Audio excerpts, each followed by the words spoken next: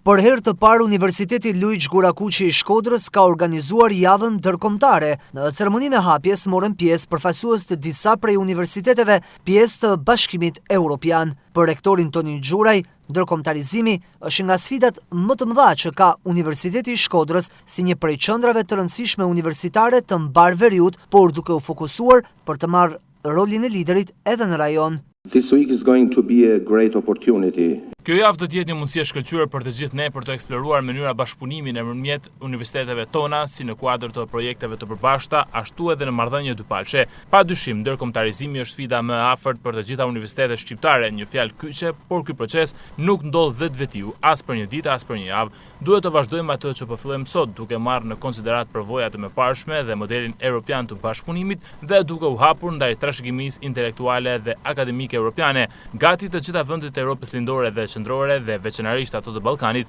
duhet të lënë pas etnocentrizimin dhe të nisin të ndërtojnë bashkëpunime me vullnet të mirë, duke promovuar relativizmin kulturor. Kjo është ajo që arsimi i lartë mund të bëjë dhe duhet të bëjë. Nëse aktiviteti sotëm do të kontribuojë në një qasje të re ndaj realitetit arsimor në Shqipëri, të kombinuar me një dialog kritik nëpërmjet njëri tjetrit, atëherë sipas meje, ne mund të kemi sukses në të ardhmen e afërt. Universiteti ynë do të përpiqet me gjitha kapacitetet të kthehet në një institucion dinamik dhe po investon ndjeshëm në procesin e ndërkombëtarizimit. Numri 2 i Bashkisë së Shkodrës, Rudim Beka, i pranishëm në këtë konferencë veçoi bashkëpunimin që ky universitet ka patur për forcimin e politikave në promovimin e Shkodrës si kryeqendër e veriut.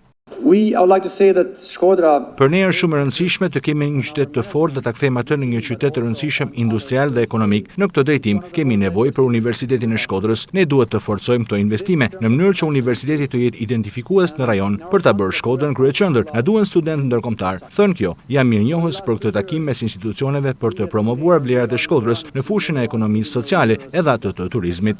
Ditët e tjera do të fokusohen në çështje të sfidave me cilat ne përballemi ne si Shqipëri, si vend i rajonit të Ballkanit, dhe këto sfida do të diskutohen me pjesëmarrësit e universiteteve partnere në lidhje me sfidat e shkrimit dhe të përpilimit dhe të zbatimit të projekteve. Ndërkombëtarizimi është në nivele shumë të kënaqshme.